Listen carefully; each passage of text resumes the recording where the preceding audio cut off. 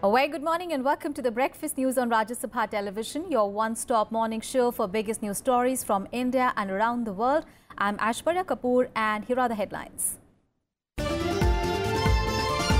Finance Minister allays fears on economy, says India fastest growing economy for the last 3 years, assures government has planned to sustain growth momentum.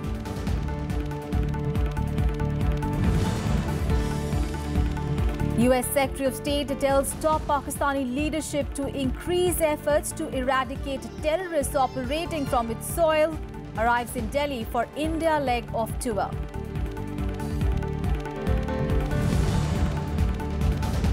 President Ashraf Ghani holds talks with Prime Minister Narendra Modi, maintains Pakistan's sponsorship to terrorism must stop for a lasting peace in Afghanistan.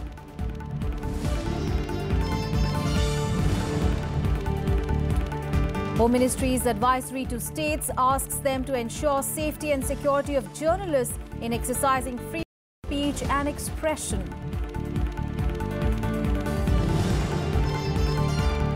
And the second one-day international between India and New Zealand to be played in Pune today. Visitors lead the series 1-0. Our top story this morning, US Secretary of State Rex Tillerson is in India on a 3-day maiden official visit. Tillerson will pay tribute at Rajghat this morning before starting his official engagements. At about 11:30 a.m., he will meet External Affairs Minister Sushma Swaraj and will call on Prime Minister Narendra Modi later afternoon at his residence. Now, Tillerson's visit to Delhi will underline the Trump's administration's strategy to make India the centerpiece of Washington's South Asia policy with an eye on stabilizing Afghanistan and to counterbalance an expansionist China in the Indo-Pacific region. Tillerson's visit is a part of a 5-nation tour to Saudi Arabia, Qatar, Pakistan, India and Switzerland. And earlier on Tuesday, Tillerson received a frosty welcome in Pakistan after he accused Islamabad of providing safe havens to militants. While in Pakistan, the US Secretary of State met with the country's Prime Minister Shahid Khaqan Abbasi as well as its Army Chief General Qamar Javed Bajwa. While Tillerson pressed Pakistan to increase its efforts to eradicate terrorists operating within the country, Abbasi reconfirmed Pakistan's commitment to the war on terror, saying that his country has produced results fighting the region's Islamist militants. Relations between US and Pakistan have frayed in recent years, with Washington accusing Islamabad of turning a blind eye or helping militants who stage attacks in Afghanistan. Pakistan is important, as you know, regionally to the U.S. Security relationships. It's so important regionally to our joint goals of providing peace and security for the region and providing opportunity for greater economic relationships as well. And, we told Western friends also in New York, we are committed to the war against terror and we produce results. And we look forward to moving ahead with the U.S. and, like you said, building economic relationships. And Afghanistan President Ashraf Ghani held talks with Prime Minister Narendra Modi on Tuesday on strengthening bilateral, strategic, defence and economic ties with India. Ghani, who was on a one-day working visit to India, also met with External Affairs Minister Sushma Swaraj and called on President Rajnath Kovind at Rashtrapati Bhavan. Afghanistan President Ashraf Ghani on Tuesday met Prime Minister Narendra Modi to review the relations between the two countries. Ghani's talks focused on the efforts to combat the terrorism in Afghanistan, where the Taliban and other warring factions have stepped up terror attacks.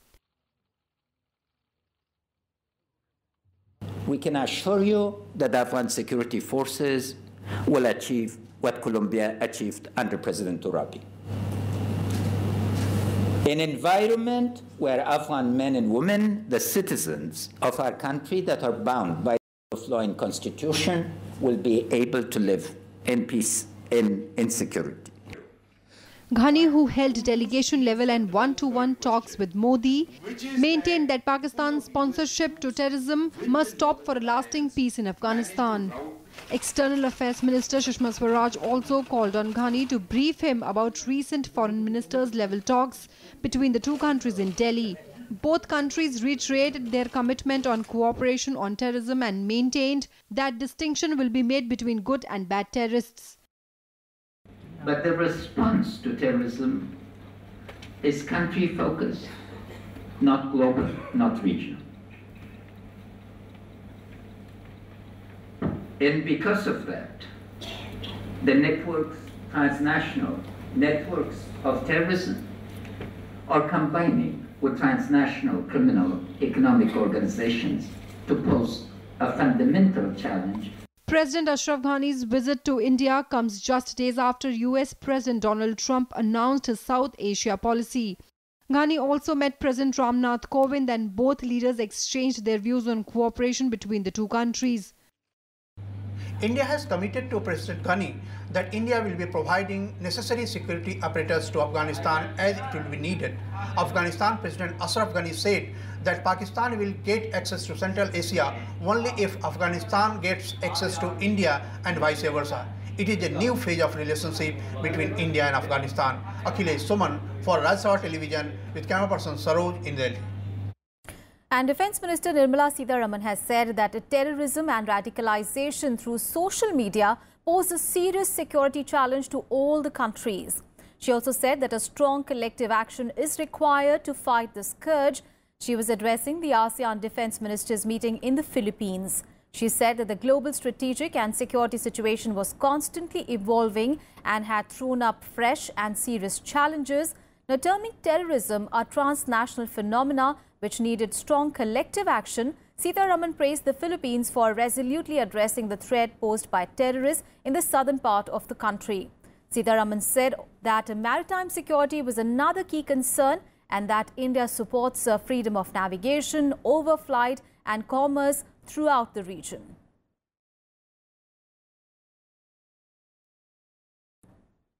And let's get you some more international news now. Here is the World Wrap.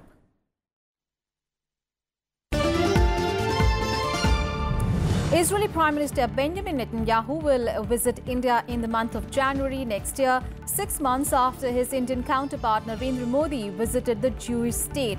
Netanyahu would be only the second Israeli Prime Minister to visit India. His visit next year would be happening almost 15 years after Ariel Sharon visited New Delhi in 2003.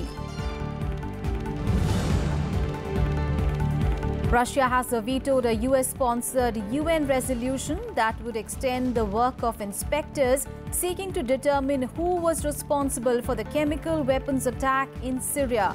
The veto will prevent inspectors from doing their job and investigating chemical weapons attacks in Syria unless a new agreement is struck to extend them before mid-November. And Iraqi Kurds have frozen the results of a recent disputed independence referendum, offering a ceasefire and dialogue with Baghdad. The Kurdistan regional government has said in a statement that it was obliged to act responsibly in order to prevent further violence and clashes. The statement proposes an end to all military operations in the region. And back home, the central government has announced a slew of investments in banking and infrastructure sectors to boost the economy and create jobs. Finance Minister Arun Jaitley made the announcement at a press briefing in New Delhi yesterday. Now addressing the fears of a slowdown, Jaitley said that India has been the fastest growing economy in the past 3 years. Here are the details. Allaying fears of a slowdown, Finance Minister Arun Jaitley has asserted that India has been the fastest growing major economy for the last 3 years and that the government has its plans in place to sustain high growth in the coming years. Addressing a press conference in New Delhi on the state of the economy, the Finance Minister said the Indian economy is on a strong wicket with sound macroeconomic fundamentals. पिछले 3 वर्षों से लगातार हिंदुस्तान दुनिया की सबसे तेजी से बढ़ने वाली बड़ी अर्थव्यवस्था रही है और हम लोगों का उद्देश्य ये है कि एक जो हाई ग्रोथ इकोनॉमी हिंदुस्तान बना है वो स्थिति हम लोगों की कायम रहे। The finance minister also announced several big-ticket investments in infrastructure and banking sectors. He said that the government will infuse a massive capital of 2.11 lakh crore rupees into NPA-hit public sector banks over the next 2 years. Jaitley also said the capital infusion would be accompanied by a series of banking reforms which would be spelt out over the next few months. Bold steps should be taken by the government to address this problem. और 2,11,000 crore, 2,11,000 crores is the capital which is intended to be now inducted further into the banks. This, of course, will be accompanied by a series of banking reforms, which we need not specify today, but you will hear from us in the course of the next few months. The finance minister also said that major reforms may bring minor hiccups, but they will prove to be far more beneficial in the long term. The finance minister also hinted at a review of GST rates and slabs, while maintaining that GST has led to an increase in government revenue. The cabinet also gave its go-ahead to the Bharatmala project, under which 34,800 kilometers of highways will be built across India at a cost of 7 lakh crore rupees. Panchanan Mishra's report for Rajya Sabha TV. And the government has increased the minimum support price of wheat by 110 rupees to 1,735 rupees a quintal and offer pulses by 200 rupees per quintal to help boost the output of these crops and also check prices. According to a PTI report, the Cabinet Committee on Economic Affairs, chaired by Prime Minister Narendra Modi, approved the MSPs for all the Rabi crops for 2017-18. MSP is the rate at which the government buys grains from farmers. Now, among oilseeds, mustard and safflower seed MSP has also been increased substantially. The report also says that the support prices are in line with the recommendations of the Commission for Agricultural Costs and Prices. And in Breakfast News, we'll take a very short break. We'll be back with more news. Stay with us.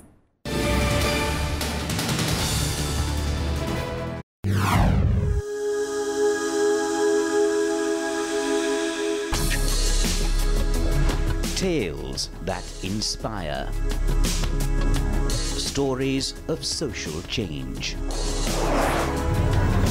A salute to diversity. Promoting public discourse. Events that motivate. Inspiring the innovative spirit.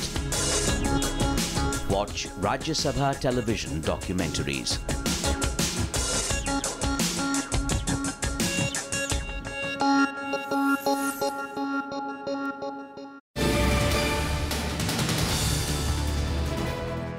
Welcome back after the break, and now news on President's Karnataka tour. And on the second day of his visit, Rajnath Kovind will grace the Diamond Jubilee celebrations of Vidhan Soda in Bengaluru. Now, Vidhan Soda is all decked up for the grand Diamond Jubilee celebration. President Kovind will address a special joint session of the legislature, followed by a short tour of the assembly. It is his first visit to the state after assuming office as the president. On Tuesday, President Kovind paid floral tributes to the founder of Bengaluru Kempegowda at NR Square. He also visited the Indian Institute of Science Laboratory and attended a roundtable discussion with the scientists there. And Vice President M. Venkaiah Naidu will begin his 5-day tour to Telangana and Maharashtra from today. He will attend a conference organized by Entrepreneurs Organization as a chief guest today in Hyderabad. And on Thursday, Vice President Naidu will inaugurate a medical camp and also launch L&T Smart World Communication. And in another event, he will distribute certificates and placement letters to trainees. The Vice President will be visiting Maharashtra in the second leg of the tour. And the Election Commission has announced the date for the by-poll to the Rajya Sabha seat vacated by M. Venkaiah Naidu after becoming the Vice President of the country.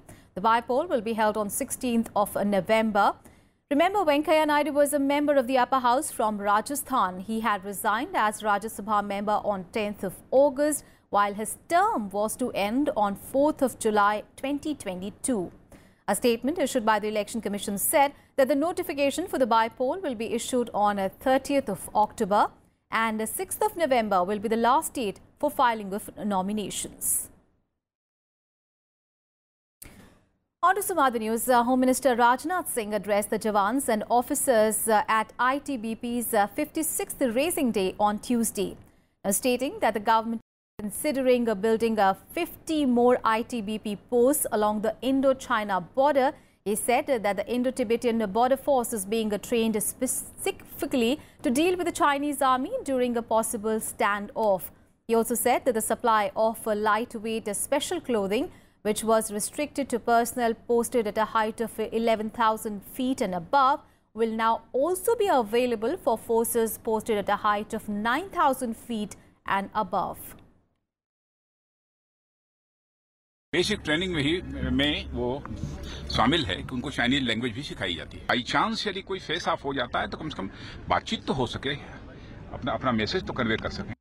Big story coming in from Rajasthan. The state government on Tuesday referred the Criminal Laws Rajasthan Amendment Ordinance 2017 to a select committee of the Assembly. Now remember, this bill seeks to protect public servants and judges from prosecution without its prior sanction. The 15-member select committee will be headed by State Home Minister Gulab Chand Kataria. It has been asked to submit its report in the next session. The bill was tabled in the Assembly by State Home Minister on Monday to replace an ordinance promulgated on 7th of September. The government says that the law will allow officials to function without fear. It also bars the media from reporting on such accusations till the government sanctions it.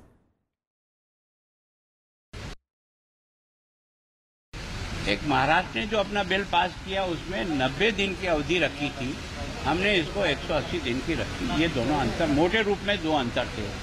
Maharashtra ने जो bill pass किया उसको उन्होंने विधिवत राष्ट्रपति से स्वीकृति भी ले ली, उसको लागू भी कर दिया।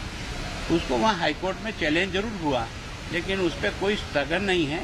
एक तरह से वो अभी भी विचाराधीन पड़ा हुआ है और उनका कानून आज की तारीख में लागू है।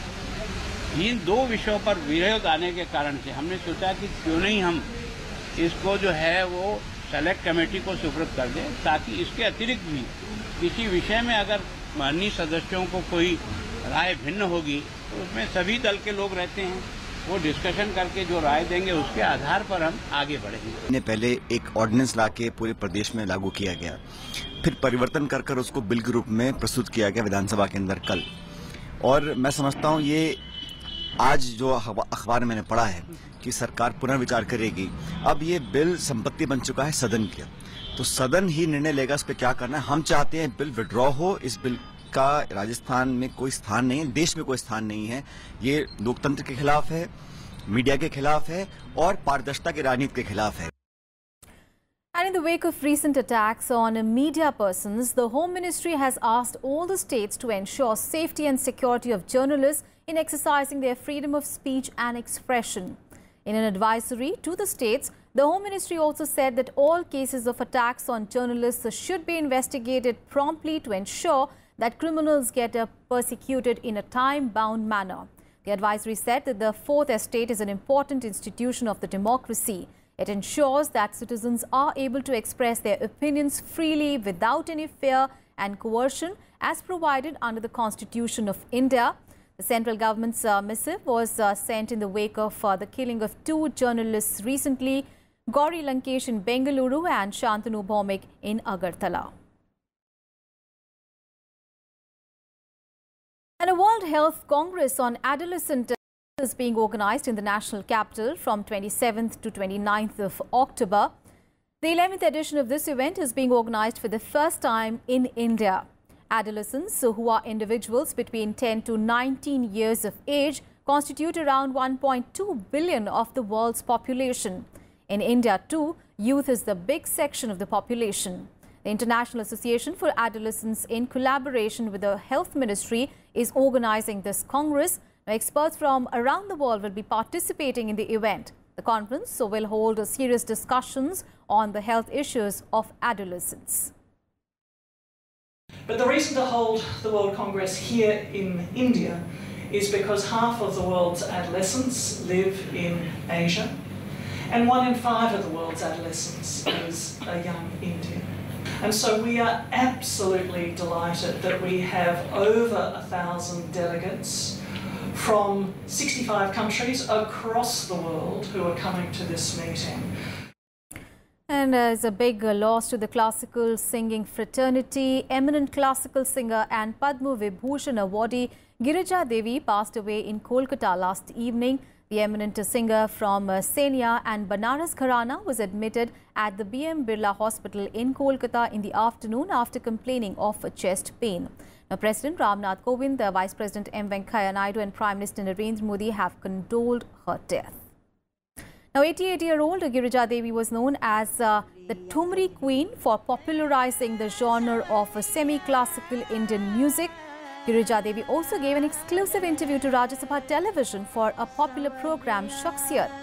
She was conferred the Padma Shri in 1972 and the Padmabhushan in 1989. We slip into a very short break here. Stay with us.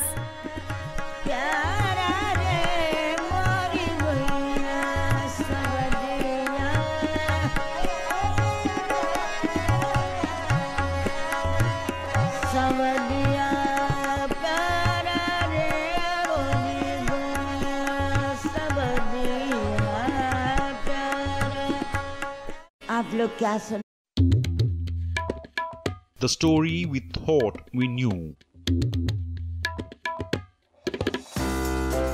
The story of magnificence. The story of bloody battles. Of those who ruled and those who left their footprints. The story charting the course of our past. Talking history on Rajya Sabha TV.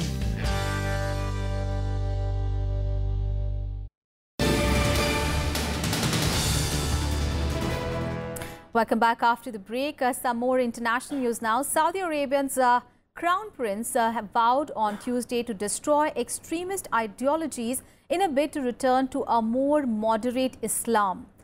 Now, Crown Prince Mohammed bin Salman made the comments at the Future Investment Initiative Conference in Riyadh, an international event at which Saudi Arabia seeks out investment into the kingdom from around the world. Prince Salman said that he would see to it his country moved past 1979, a reference to the rise of political Islam in the years following the assassination of King Faisal in 1975. He also his confidence in Saudi Arabia's younger generation and his country's ability to adjust to a post-oil world. The remarks come a month after Saudi Arabia made a landmark decision to allow women to legally drive vehicles starting June 2018. The move, remember then, was criticized by conservative voices on Saudi Arabia's social media, but was welcomed by rights activists. Big story coming in from China, where President Xi Jinping's political thoughts have been written into the constitution of the Chinese Communist Party, giving him a place at par with Deng Xiaoping and Mao Zedong. Now, the amendments to the party's charter were passed unanimously by about 2,300 delegates who were present at the 5-yearly meeting. More details. The Communist Party of China has endorsed a second 5-year term for President Xi Jinping at the closing of its 19th National Congress. The party has also amended its constitution to enshrine Xi's name and ideology of socialism with Chinese characteristics for a new era as one of its guiding principles. The move has elevated Xi Jinping at par with party founder Mao Zedong and his successor Deng Xiaoping. 这次大会做出的各项决策部署，取得的各项成果，必将对决胜全面建成小康社会。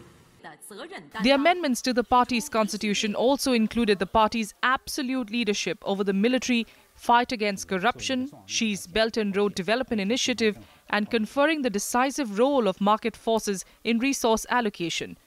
In a report delivered to the CPC, Chinese President Xi Jinping said that preventing and diffusing financial risks are top priority in building a moderately prosperous society. 我理解这里边最主要的就是金融风险。这个总书记最近这5年在历史关于经济工作的决策部署当中都把防范风险这个作为一个重要内容来讲时刻在提醒。 At the closing session of the week-long event, the Communist Party of China has elected the 19th CPC Central Committee to lead the party for the coming 5 years. Elected by 2,336 delegates, the new CPC Central Committee includes 204 members and 172 alternate members. In a big push to Xi's Asia-Pacific agenda, the CPC has elected its special representative for India-China border talks, Yang Jiechi, to the powerful Central Committee. Former Chinese ambassador to India, Li Yucheng, is also among the 172 alternate members elected to the Central Committee. The party will announce its new standing committee on Wednesday. Bureau Report, Rajya Sabha TV. All right, let's get you some more sports news now. The second one-day international match between India and New Zealand will take place today at Pune. The hosts are under pressure as they lost the first ODI match against the visitors by 6 wickets. However, both the teams are looking to extend the domination. The match is scheduled to start at 1:30 p.m. And in the ongoing French Open Super Series tournament, Indian players will play their first matches today. Ace Indian badminton player and newly crowned Denmark Open champion Kidambi Srikanth will spearhead the nation's challenge at the Super Series tournament. He will face Rajiv Ausef in the first round, while PV Sindhu will face Spain's Beatriz Corrales in the opening round. Meanwhile, in another match, Saina Nehwal will take on Scotland's Christy Gilmore. P. Sai Praneeth will face Thailand's Khosil Pet Pradap. And the other Indian player, H.S. Pranoy, will start his campaign against Denmark finalist Lee Hyun and would look to continue his consistent run, while Parupalli Kashyap, who failed to make the main draw last week, will face Fabian Roth in the qualifying round. And India will face the US today in the 7th Sultan of Johor Cup 2017 at the Taman Daya Hockey Stadium in Johor Bahru in Malaysia. Now, this is going to be India's third match in the ongoing series. In the second match, India had defeated Malaysia 2-1. India also won the first match of the Six Nation tournament against Japan 3-2. India will play the fourth match against Australia on 26th of October and against Britain on 28th of October. News from the world of football. The semi-final matches of the FIFA Under-17 World Cup football will be played today. Brazil will take on England in Kolkata, while Spain will play against Mali in the second semi-final in Navi Mumbai. Now, in the first semi-final, traditional powerhouse Brazil will rely on their match-admired natural flair against a resolute England in a stirring semi-final contest which begins at 5 p.m. And the second semi-final is expected to be a battle of contrasting styles of football when classical Spain crosses swords with a robust Mali in the second semi-final, which is scheduled to begin at 8 p.m. That's it from me and my team in this edition of news. Thanks so much for watching. Have a great day ahead.